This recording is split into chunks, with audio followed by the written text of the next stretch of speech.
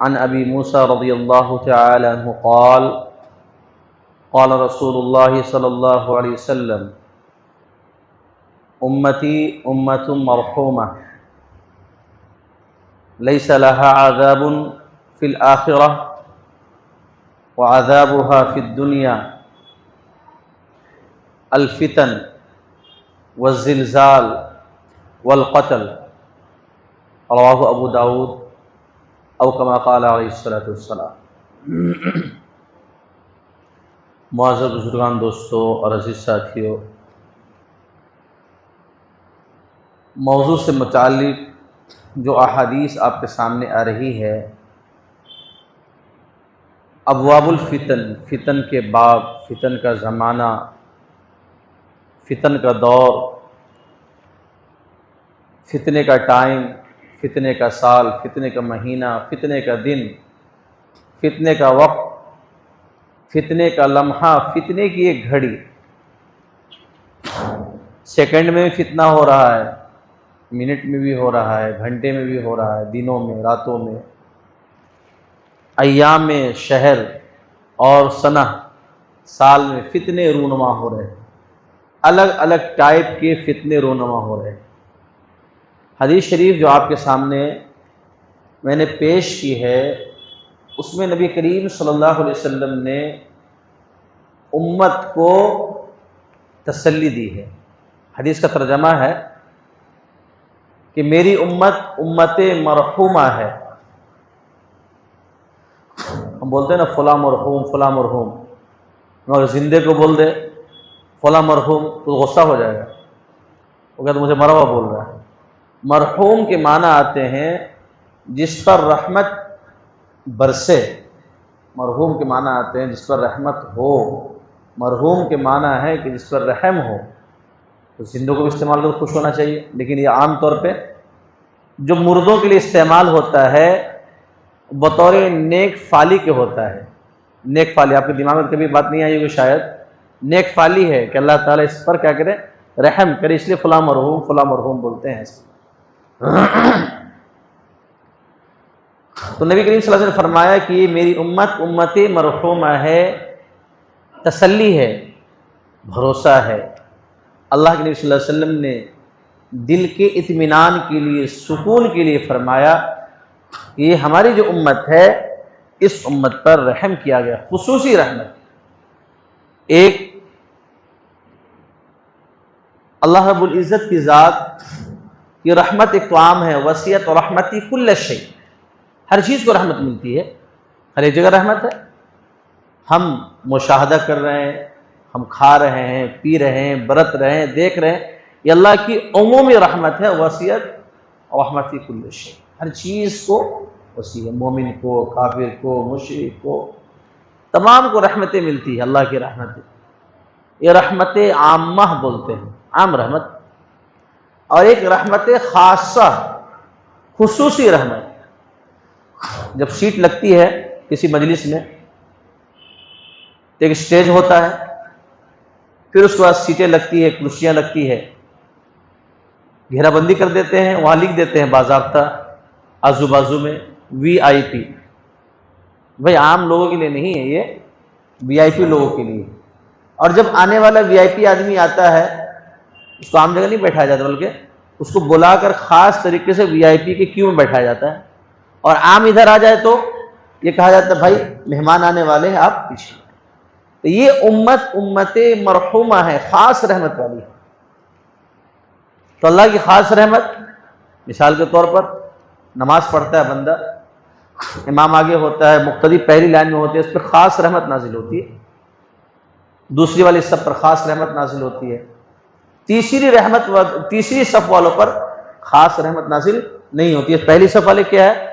وی آئی پی کوٹے والے ہیں، کعبہ شریف ہے، کعبۃ اللہ ہے، وہاں خاص رحمتوں کا نزول ہوتا ہے۔ اللہ کے حبیب حضرت محمد صلی اللہ علیہ وسلم کی قبر اطہر ہے مدینہ منورہ میں، وہاں خاص رحمتیں نازل ہوتی ہیں، انبیاء کرام کی قبریں ہیں، مسجد اقصیٰ ہے، مسجد نبوی ہے، خاص رحمتیں نازل ہوتی ہیں۔ دیکھیے تو ایک تنہا نماز پڑھیے، فرض نماز، ایک نماز کا ثواب ملتا ہے آپ کو، جماعت کے ساتھ پڑھیے تو 27 گنا بڑھا دیا جاتا ہے۔ اور 27 گنے کی تحدید نہیں، 27 گنے ہی ملتا ہے، بلکہ اللہ جتنا چاہے دے. آپ کی نیت، آپ کے اخلاص، آپ کی ترتیب، آپ کی سنتوں پر عمل، واجبات کی ادائیگی، فرائض میں دلچسپی، دل لگی، دل کے اندر کا لگاؤ، خلوص للہیت جتنا بڑا ہوگا، 27 نہیں، اللہ جتنا چاہے گا دے گا، بڑھاتا رہے. یہی نماز اب حرم پڑھ لیجئے آپ، حرم شریف میں، تو آپ کو اللہ تبارک و تعالیٰ 1,00,000 کا ثواب دیتا ہے. اللہ اکبر. یہی نماز تو یہی ہے، امام بھی سیم، نماز بھی سیم، لیکن مقام کون سا ہے؟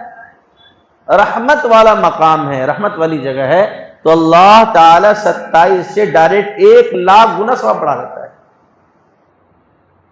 مسجد نبی میں چلی جائیے 50,000 اللہ تعالیٰ دیتا ہے، مسجد اقصیٰ میں چلے جائیے 1,000 کا ثواب ملتا ہے. دیکھیے تو پتہ چلتا ہے کہ اللہ کی رحمت عامہ بھی اور رحمت خاصہ بھی ہے. اللہ رحمت عامہ بھی فرماتے، رحمت خاصہ بھی فرماتے، لیکن رحمت خاصہ سب کو نہیں ملتی ہے. اللہ تعالیٰ نے اس امت کے لیے فرمایا کہ امتی، نبی کریم صلی اللہ علیہ وسلم فرماتے ہیں کہ امتی امت مرحومہ، اس امت پر تو رحم کیا گیا ہے، اس امت پر رحم کیا جائے گا، اس امت پر رحمت کی بارش ہوتی ہے اور ہوتی رہے گی. دیکھیے تو اور خاص بات بتاتا ہوں رحمت کی. ہر امت جو پچھلی امتیں آئی اپنے نبیوں کی نافرمانیاں کی، بات نہیں مانی، معجزات کا انکار کیا، نبیوں کو قتل کیا، نبیوں کے قتل کے درپے ہو گئے، پریشان کیا. کچھ امتوں کو تو ہلاک و برباد کر دیا. قوم سمود کہاں پتہ نہیں، قوم عاد کہاں پتہ نہیں، قوم لوط کہاں پتہ نہیں، سب ملیا مٹ ہو گئے، ختم ہو گئے، معاملہ ہی ختم ہو گیا، کوئی ایک بھی یاد کرنے والا نہیں. ابو جہل کہاں، عتبہ کہاں، امیہ کہاں، امیہ بن خلف کہاں، جو بڑے بڑے سرما تھے ان کو کوئی نام لینے والا نہیں، کچھ بھی نہیں. تو کچھ امتوں کو ہلاک و برباد کر دیا گیا ان کی نافرمانیوں کی وجہ سے، لیکن اس امت کو اللہ تبارک و تعالی بحذافیرہا، پوری امت کو ایک ساتھ ہلاک نہیں کرے گا. یعنی پوری امت محمدیہ ایک ساتھ ہلاک کرے اللہ تعالیٰ، ایسا نہیں کرے.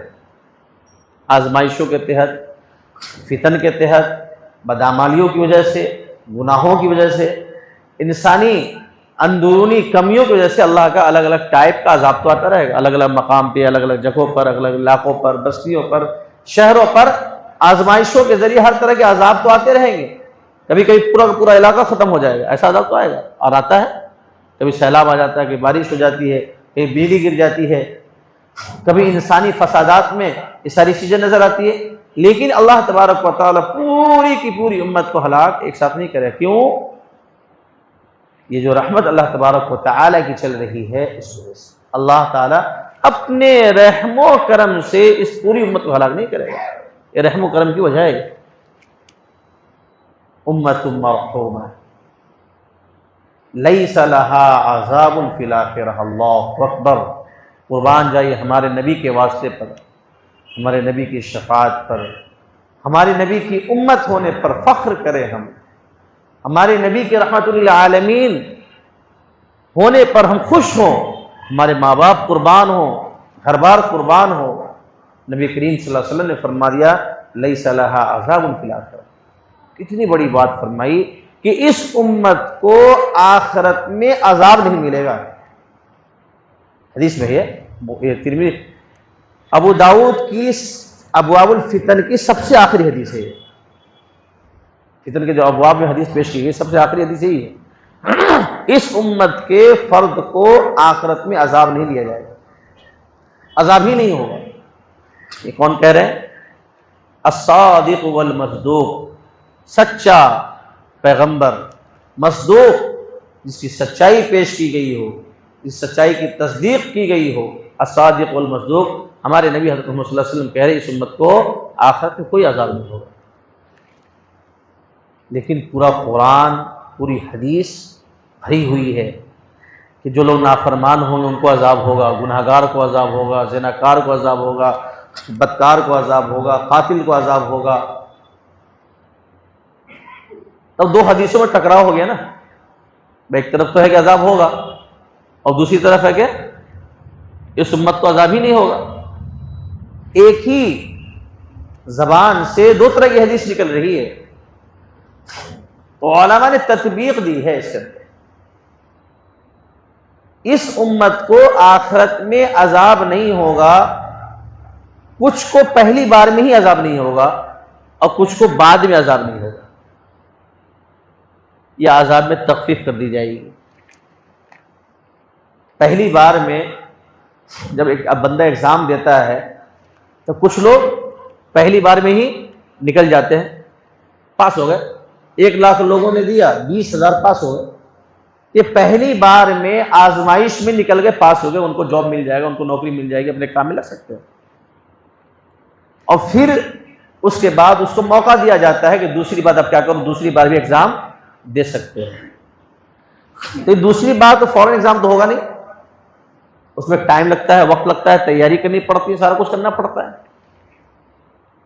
تو پہلی بار میں جو بندہ پاس ہو گیا وہ سمجھے پہلی بار عذاب سے بچ گیا، اس کو پہلی بار کہیں گے۔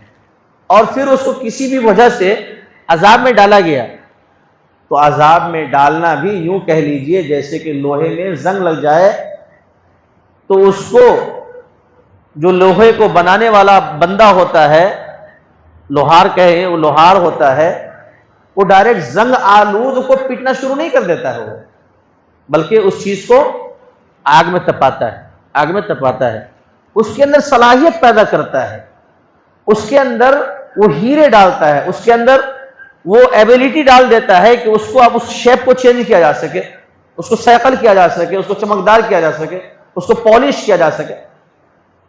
اب زنگ والی چیز کھولے کے جیسے کرتا ہے نا۔ تو امت کا فرد اگر کوئی کسی بھی وجہ سے، گناہ کی وجہ سے، کسی وجہ سے اگر وہ اللہ کی بنائی ہوئی دہکتی ہوئی آگ اور جہنم میں پہنچ جائے تو یوں سمجھیے کہ ہمارا بدن تو جنت کے لائق نہیں تھا اول وقت میں، اول وقت میں ہمارا بدن جنت کے لائق نہیں تھا، جنت میں کیسے چلے جاتے؟ تو آپ کو وہاں ڈال دیا جائے، پھر وہاں تپایا جائے گا، پھر اللہ تبارک و تعالی، چونکہ اللہ کا وعدہ ہے امت مرحومہ، رحم ملے گا آپ کو، اللہ کی مدد آئے گی، اللہ کی معافی بھی آئے گی، اللہ کا کرم بھی شامل حال ہوگا، فضل بھی ہوگا۔ لیکن آپ یہاں پہ کہیں اللہ کرم ہی فرماتے، پہلی بار فرماتے، جہنم میں نہیں بھیجتے، ایسا سوال پیدا ہو سکتا ہے کہ ذہن میں آ سکتی بات ہے؟ اس کا جواب یہ ہے کہ اگر آپریشن کی ضرورت پڑتی ہے تو کیا ماں اپنے لختے جگر کا آپریشن نہیں کراتی؟ کراتی ہے، اور بیٹھ کے ٹھیک رہتی، خوش رہتی، میرے بیٹے کا آپریشن ہو رہا ہے، اور ٹھیک ٹھاک بیٹھی رہتی ہے، آپریشن ہو جائے گا، بندہ ٹھیک ہو جائے گا۔ حالانکہ ماں کو یہ بھی برداشت نہیں ہے کہ میرے لختے جگر کو ایک کانٹا بھی چبھے، وہ بھی برداشت نہیں ہے، اور یہاں پورا کاٹنے کے لیے دے رہی ہے، بھائی کاٹ دو، آپریشن کر دو۔ تو یہ ہے معاملہ اصل میں اللہ کی رحمت کا۔ اللہ چاہے اپنی رحمت سے کافروں کو بھی بخش دے، مشرکوں بھی کی بخش دے، شیطان کی بھی معافی کر دے، اللہ کی مرضی ہے، کوئی پوچھ نہیں سکتا۔ لیکن اللہ تبارک و تعالیٰ نے اصول بنائے ہیں، اللہ تعالیٰ نے قاعدے بنائے ہیں، اللہ تبارک و تعالیٰ نے ہمیں ایگزام کے لیے بھیجا، امتحان کے لیے بھیجا، دنیا میں تیاری کے لیے بھیجا، اللہ کے اپنے اطاعت کے لیے بھیجا، نبی کو سمجھانے کے لیے بھیجا، قرآن مجید نازل کیا، کتابیں نازل کی۔ اللہ تعالیٰ نے ہمارے لیے کیا کیا نہیں کیا، وہ کچھ کیا جو ہمارے ذہن و دماغ میں نہیں آ سکتا تھا، اللہ تعالیٰ سب کچھ کر کے دیا ہم کو، اور اتنا دیا کہ ہمارے پاس اب ایکسکیوز کی کوئی جگہ نہیں ہے، کوئی ایکسکیوز نہیں کر سکتا۔ ہم کل اللہ کے سامنے یہ نہیں کہہ سکتے کہ اللہ تعالیٰ ہمارے پاس ٹائم نہیں تھا، اے اللہ ہم نے نہیں جانا، اے اللہ ہمیں معلوم نہیں تھا۔ کورٹ میں اگر آپ کا جرم ثابت ہو جائے، ملزم مجرم بن جائے، اور جج کو یوں کہے کہ جج صاحب مجھے اس کرائم کا معلوم ہی نہیں تھا، اس کی سزا یہ ہوتی ہے، کیا جج صاحب اس سزا کو معاف کر دیں گے؟ جج معاف کر دیتا ہے؟ نہیں، جج لکھ دیتا ہے، امپلیمنٹ کر دیتا ہے کہ بھائی اس نے یہ فلاں کرائم کیا ہے، یہ شخص مجرم ہے، اس کو عمر قید کی یا فلاں سزا دی جائے، اس کو جیل میں ڈالا جائے۔ اب چاہے کتنے نیک ہو، کتنے اچھے ہو، کرائم کیا ہے جائیں گے۔ ہاں تخفیف ہو سکتی ہے، کبھی کبھی جج سنتے ہو، سنا ہوگا آپ نے، جج لوگ کیا کرتے ہیں، آپ کی ریکارڈ دے کر تخفیف کر دیتے ہیں، 7 سال کی سزا کو 5 سال کر دیں گے، 6 سال کو 4 سال کر دیں گے، یہ ہوگا؟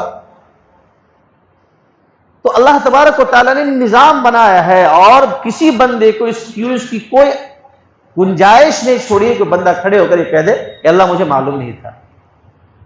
دنیا میں کیا کرتے تھے؟ پھر ہم دنیا میں کیا کیا؟ ہم نے نبی کو کیوں نہیں جانا، اللہ کو کیوں نہیں جانا، اللہ کو کیوں نہیں پہچانا، اطاعت کیوں نہیں کی، فرما برداری کیوں نہیں کی؟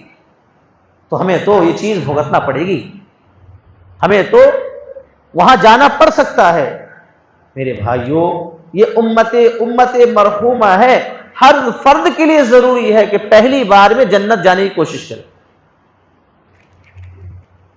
صحابہ کرام کی پوری جماعت کو، ہر فرد کی تاریخ کو، ہر فرد کی سیرت کو، ہر فرد کے افعال و اقوال کو اب پڑھ لیجئے، ان میں سے ہر بندہ، ہر صحابی، ہر فرد بشر اسی بات پر رہتا تھا کہ یہاں اطاعت اللہ اور اطاعت الرسول ہے یا نہیں۔ اطاعت اللہ اطاعت الرسول کی بات ہوتی تو صحابی اعلیٰ قسم کے ہوتے، صحابی ادنا قسم کے ہوتے، ان کی پوسٹ کچھ اور ہوتی، کوئی عوام قسم کے ہوتے، لیکن وہاں پر کیا کہتے؟ سمعنا واطعنا، ہم نے مان لیا۔ اس امت مرحومہ تب بنیں گے ہم اچھی طریقے سے۔ امت مرحومہ کا مطلب یہی ہے کہ ہم اول وہلہ میں اللہ کے فرمان، نبی علیہ السلام کی سیرت، نبی علیہ السلام کی سنت، نبی کریم صلی اللہ علیہ وسلم کا طور طریقہ، نبی کریم صلی اللہ علیہ وسلم کی چال ڈھال، نبی کریم صلی اللہ علیہ وسلم کے اعمال، نبی کریم صلی اللہ علیہ وسلم کی تمام وہ چیزیں جو لے کر آئے اور امت کو بتلایا اور امت کو بطور تحفہ دیا، اس پر ہم عمل کر کے دکھلائیں۔ تو امید ہے اللہ کی ذات سے ہم بھی اول وہلہ میں داخل ہوں گے۔ کیوں؟ اس لیے کہ جو جس کے نقش قدم پر چل کر جائے گا اسی کے ساتھ جائے گا۔ بھلا یہ بتاؤ کہ ایک آدمی بڑی پوسٹ پر ہے، جیسے کسی ملک کا سی ایم ہو یا پریزیڈنٹ ہو، صدر ہے، اس کی بیوی تو صدر نہیں ہوتی ہے، اس کے بچے صدر ہوتے ہیں؟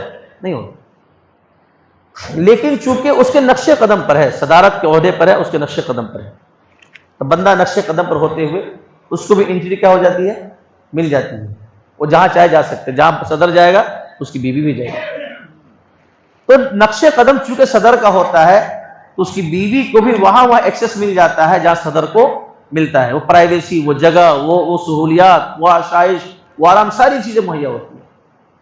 اگر ہم صحابہ کرام کے نقش قدم پر چلتے رہیں گے، ان کے پیچھے پیچھے چلتے رہیں گے، ان کے آزو بازو میں رہیں گے، تو اللہ کی قسم ہم بھی جنت میں پہلی بار جائیں گے۔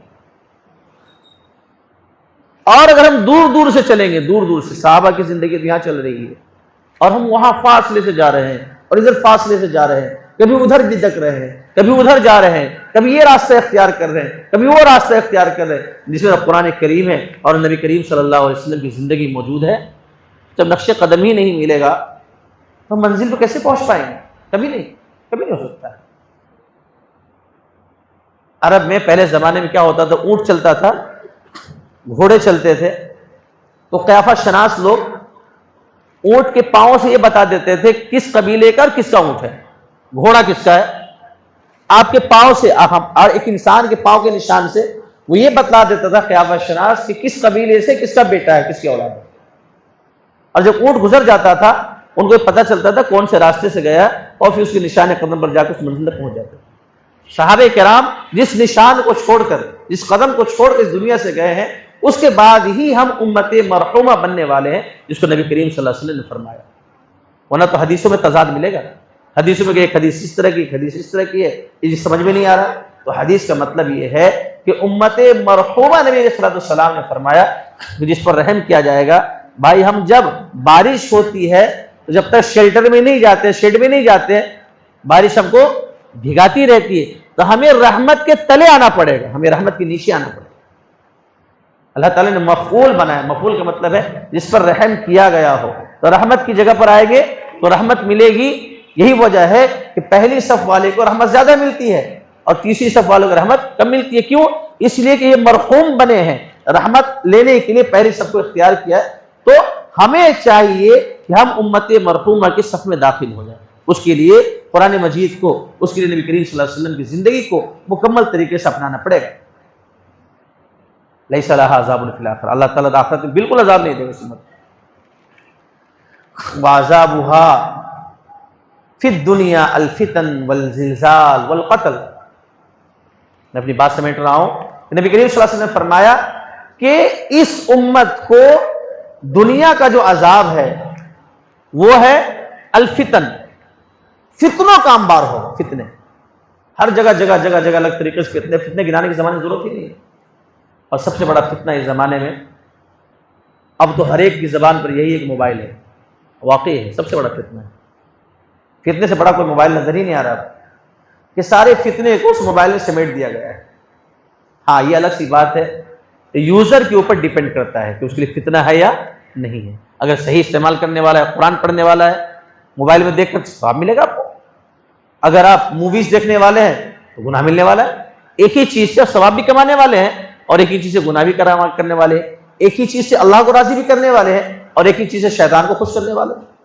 تو یوزر پر ڈیپینڈ کرنا ہے. اگر ہم صحیح یوز کریں گے تو وہ ثواب کی چیز ہے، اور غلط یوز کریں گے تو آپ کے لیے فتنہ ہی فتنہ ہے، اس کے علاوہ کچھ. والزلزال، زمین کا دھسنا، زلزلوں کا آنا، خسف اور قذف کا ہونا، یہ چل رہا ہے دھیرے دھیرے. سنتے ہیں کہیں یہاں زلزلہ آ گیا، کہیں یہاں زلزلے. ابھی ٹرکی وغیرہ میں دیگر جگہ میں کیا ہے، بھیانک زلزلے آئے. اس سے پہلے نیپال میں ابھی کچھ مہینے پہلے زلزلے آئے، اور کئی علاقوں میں زلزلے کے جھٹکے آ رہے ہیں. یہ سب کہیں نہ کہیں اللہ تعالیٰ ہلاتا ہے. کیا کرتا ہے؟ بندوں کو ہلاتا ہے، بندوں کو جگاتا ہے. بندے جاگ جاؤ، سنبھلو، امت مرحومہ بنو. اور تیسری چیز نبی کریم صلی اللہ علیہ وسلم نے فرمایا وعذابها القتل. اور یہ سب عذاب ہے دنیا میں عذاب ملنا. آخری بتاؤں گا کہ اللہ تبارک و تعالیٰ اس پر کیا دیتا ہے. آخری چیز ہے القتل، قتل ہوگا. قتل آج دیکھ لیجئے ہر ایک شخص دوسرے کے پیچھے پڑا ہوا ہے. اگر اس کی شان کے خلاف ہو گیا تو انسان صرف نقصان نہیں، آج قتل کے در پہ ہوتا ہے. میری ناک اس نے کٹوا دی تو میں اس کی ناک نہیں کاٹوں گا بلکہ اس کی پوری جان کاٹ دوں گا، اس کا ملیہ میں ختم کر دوں گا. آج مسلمانوں کے دلوں میں بات آتی ہے. اسی ابو داؤد شریف میں ایک روایت ہے کہ نبی کریم صلی اللہ علیہ وسلم نے فرمایا کہ اگر کوئی تم کو قتل کرنے آ رہا ہے، اس طرح کی روایت ہے، اب مفہوم ہے کہ نبی کریم صلی اللہ علیہ وسلم نے فرمایا، اور صحابی نے فرمایا کہ میں وہی کہوں گا جو ابن آدم نے اپنے بھائی کے لیے کہا تھا، لئن بسطت الی یدک لیقتلنی ما انا بباسط یدی الیک لیقتلک انی اخاف اللہ رب العالمین. کہ اگر تم مجھے قتل کا ہاتھ بڑھاؤ گے تو میں تمہیں قتل کا ہاتھ نہیں بڑھاؤں گا. انی اخاف اللہ رب العالمین، مجھے تو اللہ کا ڈر ہے، مجھے تو اللہ کا ڈر. میرے بھائی یہ ہونا چاہیے. ایک بھائی قتل کرنا چاہ رہا ہے، قتل کا ارادہ کر رہا ہے تو قتل کا ہم ارادہ نہیں کرے. ورنہ نبی کریم صلی اللہ علیہ وسلم نے فرمایا القاتل والمقتول کلاہما فی النار، کہ قتل کرنے والا اور جس کو قتل کیا جا رہا ہے اس کو دونوں کے دونوں جہنم میں جائیں. اب قاتل جہنم میں جائے سمجھ میں آتا ہے، جس کو قتل کیا گیا وہ جہنم میں کیوں جائے گا بھلا؟ اس کی تشریح میں لکھا ہے محدثین کرام نے کہ قاتل کا جہنم میں جانا یہ تو ہر ایک کو سمجھ میں آتا ہے.